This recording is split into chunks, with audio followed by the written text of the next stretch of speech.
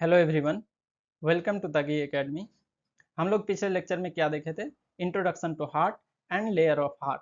आज के इस लेक्चर में देखेंगे कि हार्ट में ब्लड कैसे फ्लो होता है और इसका कितना चैम्बर होता है, कितना वाल्व्स होता है और कितना सर्कुलेटरी सिस्टम होता है। So let us start.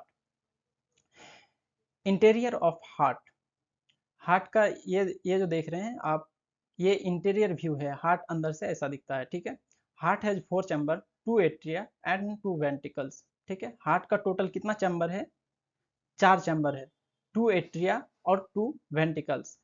क्या क्या है? Right atrium, left atrium, right ventricle, left ventricle. ठीक है, यहाँ पे आप देख सकते हैं। इसको क्या बोलेंगे? Right atrium. ये क्या है? हार्ट का राइट पार्ट, राइट साइड। ये क्या है? हार्ट का लेफ्ट साइड। ठीक है, इसको क्या बोलेंगे? Right atrium. इसको क्या बोलेंगे? Right ventricles. फिर ये क्या है? लेफ्ट एट्रियम और लेफ्ट वेंट्रिकल। तो हार्ट का जो टॉप पोजिशन है, टॉप पोजीशन में राइट एट्रियम और लेफ्ट एट्रियम होता है और बॉटम पोजीशन में राइट वेंट्रिकल्स और लेफ्ट वेंट्रिकल्स रहता है। ठीक है, अब देखते हैं। Heart is divided into right and left side by the septum. Heart जो है, यहाँ पे देख सकते हैं, इसको क्या बोलते हैं? सेप्टम। सेप्टम क्या करता है? हार्ट को दो साइड में डिवाइड करता है, लेफ्ट साइड और right side. Which does not allow the mixing of blood of two side. जो ब्लड को मिक्स होने नहीं देता है, राइट साइड और लेफ्ट साइड का ब्लड को मिक्स होने से बचाता है सेप्टम। ठीक है, हार्ट है 4 वाल्व्स। हार्ट का कितना वाल्व्स होता है? 4 वाल्व्स होता है। क्या क्या होता है? ट्राइकस्पिड वाल्व्स, मिट्रल वाल्व्स, इसको बाइकस्पिड भी वाल्व बोला जाता है, और पल्मनरी वाल्व्स और aortic valves that permit the flow of blood only in one direction and prevent the back flow. तो वाल्व का क्या काम है? ये एक ही डायरेक्शन में ब्लड फ्लो होने देता है और बैक फ्लो से बचाता है। ठीक है, बैक फ्लो होने नहीं देता है। अब देखते हैं, यहाँ पे देखिए, राइट एट्रियम और राइट वेंट्रिकल्स, इसके बीच में क्या है? ट्राइकस्पिड वाल्व है। ठीक है, ट्राइकस्पिड इसको क्यों बोलते हैं? क्योंकि ये 3 कस्प से बना होता है, इसको इसलिए इसको ट्राइकस्पिड वाल्व बोलते हैं। अब यहाँ पे देखिए, लेफ्ट एट्रियम और लेफ्ट वेंट्रिकल, इसके बीच में क्या है? वाल्व है। इसको क्या बोलेंगे? मिट्रल वाल्व या फिर बाइकस्पिड वाल्व। बाइकस्पिड वाल्व क्यों बोलते हैं? क्योंकि ये 2 कस्प से बना होता है। ठीक है, अब pulmonary valves and aortic valves are placed at the opening of blood vessel arising from the ventricles। अब देखो, pulmonary valves और aortic valves वहां पे प्रेजेंट होता है जहां पे ब्लड वेसल ओपन होता है। यहाँ पे देख सकते हैं, जैसे राइट वेंट्रिकल से पल्मनरी आर्टरी ओपन होता है। ठीक है, तो यहाँ पे प्रेजेंट होता है आपका पल्मनरी वाल्व। ठीक है, दूसरा क्या है? यहाँ पे देख सकते हैं, लेफ्ट वेंट्रिकल। लेफ्ट वेंट्रिकल से आयोटा निकलती है, यहाँ पे प्रेजेंट होता है आपका aortic valve. Okay, so next देखते हैं, circulation of blood in heart. अब हार्ट में ब्लड कैसे सर्कुलेट होता है, इसको अच्छे से देखते हैं। सो सिंपल है, बहुत ही सिंपल है, अच्छे से समझिए इसको।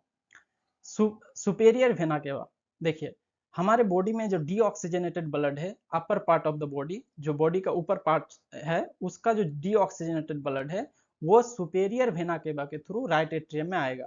ठीक है, यहाँ पे देखिए, नीचे क्या है? इंफीरियर वेना केवा। इंफीरियर वेना केवा में क्या होगा कि हमारे जो बॉडी में नीचे नीचे वाले पार्ट में जो डीऑक्सीजनेटेड ब्लड है, वो इंफीरियर वेना केवा के थ्रू राइट एट्रियम में जाएगा। ठीक है, सिंपल समझ गए। अब राइट एट्रियम क्या करेगा? कॉन्ट्रैक्ट करेगा। जैसे राइट एट्रियम कॉन्ट्रैक्ट करेगा तो ब्लड पंप होगा। जब पंप होगा तो यहाँ पे देखिए, ट्राइकस्पिड वाल्व है, ये ट्राइकस्पिड वाल्व ओपन हो जाएगा और फिर राइट एट्रियम से ब्लड फिर राइट वेंट्रिकल में आ जाएगा। ठीक है, राइट वेंट्रिकल में ब्लड आ गया।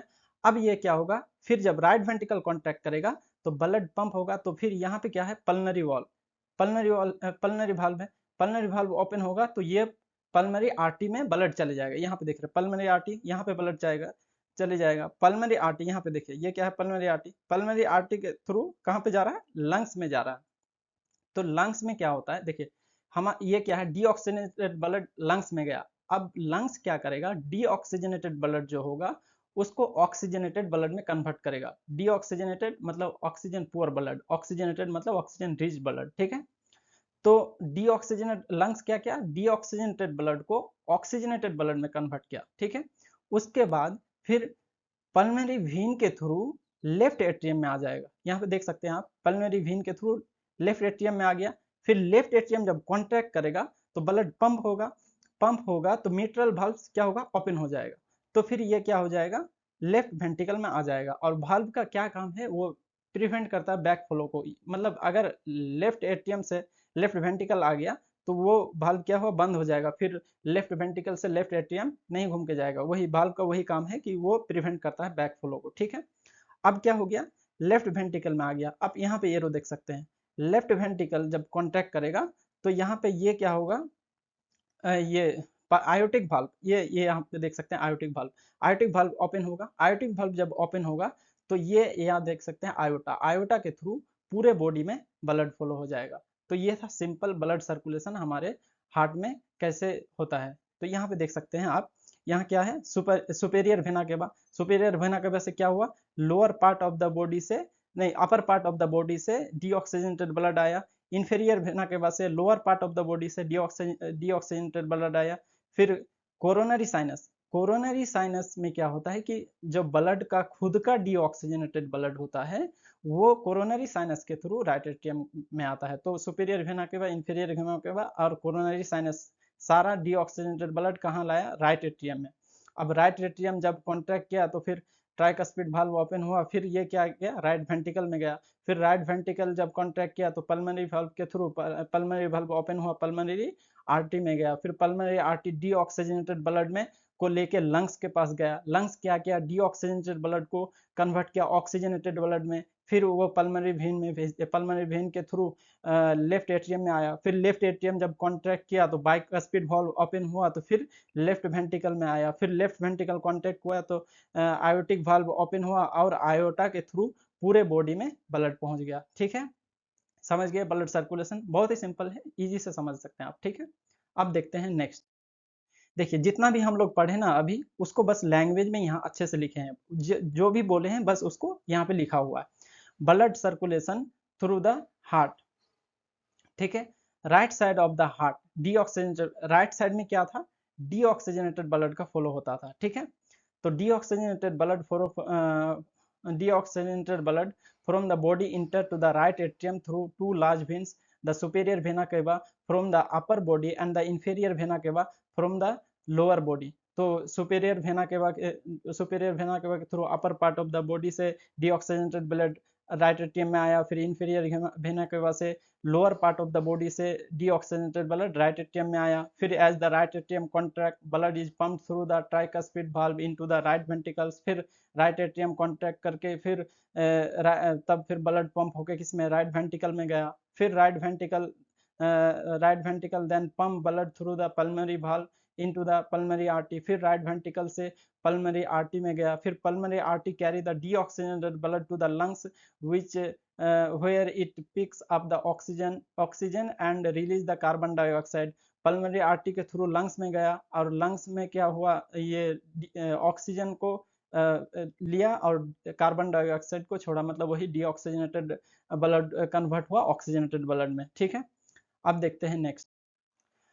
अब देखते हैं left side of the heart. Left side में क्या हो रहा था, ऑक्सीजनेटेड ब्लड फ्लो हो रहा था, ठीक है। जो भी हम पढ़ाए वो सारा बस इसमें अच्छे से लैंग्वेज में लिखे हैं।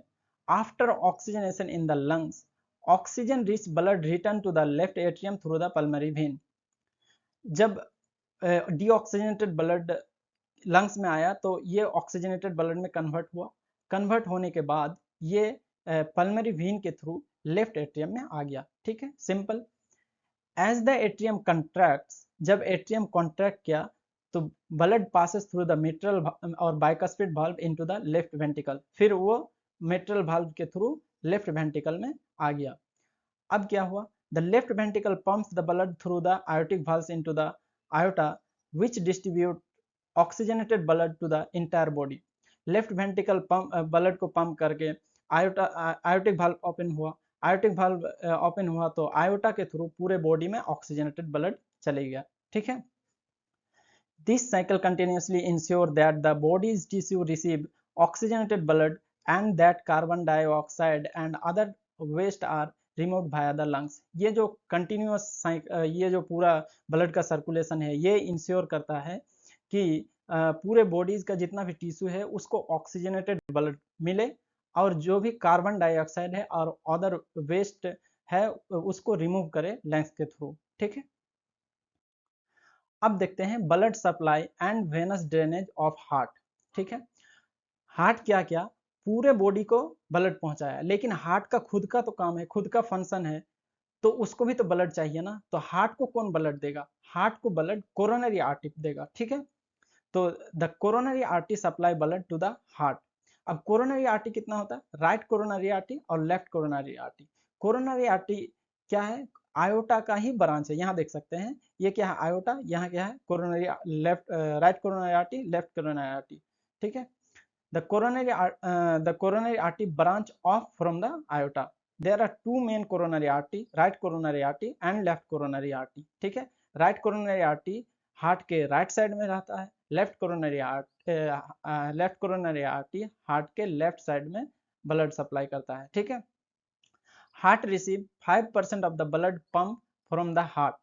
हार्ट जितना भी पंप किया ब्लड को, उसका 5% ब्लड खुद लेता है अपना फंक्शन के लिए। ठीक है, venous drainage by the coronary sinus which open into the right atrium. अब ब्लड, जब ब्लड लिया तो इसका भी डीऑक्सीजनेटेड ब्लड होगा, तो डीऑक्सीजनेटेड ब्लड कोरोनरी साइनस के थ्रू राइट एट्रियम में जाता है। ठीक है, बहुत ही सिंपल है, आसानी से समझ सकते हैं। चलिए नेक्स्ट देखते हैं। अब ये जो पूरा कंप्लीट साइकिल हुआ, कंप्लीट सर्कुलेशन हुआ, इसको पार्ट वाइज डिवाइड किया गया, उस पार्ट को पढ़ते हैं। ठीक है, there are 3 main type of blood circulation in the body. 3 type का ब्लड सर्कुलेशन है। ठीक है, कंप्लीट पूरा साइकिल सर्कुलेशन जो समझे उसी को 3 पार्ट में बस डिवाइड कर दिया है। पहला क्या है? Pulmonary circulation. This type of circulation transport deoxygenated blood from the heart to the lungs and returns oxygenated blood back to the heart. तो ये पल्मोनरी सर्कुलेशन के अंदर क्या क्या प्रोसेस है? ये क्या क्या डीऑक्सीजनेटेड ब्लड को लंग्स तक लाया और लंग्स से फिर ऑक्सीजनेटेड ब्लड को हार्ट तक पहुंचाया। ये कंप्लीट सर्कुलेशन, इस कंप्लीट प्रोसेस को क्या बोलेंगे? Pulmonary circulation. मतलब राइट वेंट्रिकल से लेफ्ट एट्रियम तक जो भी प्रोसेस हुआ, जो भी सर्कुलेशन हुआ, उसको बोलेंगे पल्मोनरी सर्कुलेशन। दूसरा क्या है? Systemic circulation. सिस्टमिक सर्कुलेशन क्या है? Systemic circulation is the process by which the oxygenated blood is distributed from the heart to the rest of the body and deoxygenated blood is brought back to the heart. देखिए, systemic circulation में क्या हुआ कि जो भी oxygenated blood है उसको क्या क्या बॉडी तक पहुंचाया, और फिर बॉडी से जो भी डीऑक्सीजनेटेड ब्लड है उसको हार्ट तक लाया। इसके बीच जो भी सर्कुलेशन हुआ, जो भी प्रोसेस हुआ, उसको बोलेंगे क्या? Systemic circulation. मतलब सिंपल में अगर समझे तो left ventricle to right atrium via superior and inferior vena cava, जो इतना तक में जितना भी प्रोसेस हुआ, जितना भी सर्कुलेशन हुआ, ठीक है, उसको सिस्टमिक सर्कुलेशन बोलेंगे। ठीक है, तीसरा क्या है? Coronary circulation. Coronary circulation specially supply blood to the heart muscle. Coronary circulation क्या, स्पेशली वो क्या ब्लड सप्लाई करता है हार्ट का। It own supply of oxygenated blood to the function properly coronary artery to right atrium. देखिए, coronary artery to right atrium जो भी process हुआ, इस कंप्लीट साइकिल को क्या बोलेंगे? Coronary circulation. सिंपल है, कोरोनरी आर्टरी क्या करता है? ब्लड लाता है। ठीक है, कोरोनरी आर्टरी आयोटा से ब्लड पहुंचाता है हार्ट तक। फिर हार्ट का जो भी डीऑक्सीजनेटेड ब्लड है उसको क्या करता है? ये कोरोनरी साइनस के थ्रू फिर राइट एट्रियम में पहुंचाता है। ठीक है, सो आज का लेक्चर हम यहीं पे खत्म करते हैं। Thank you.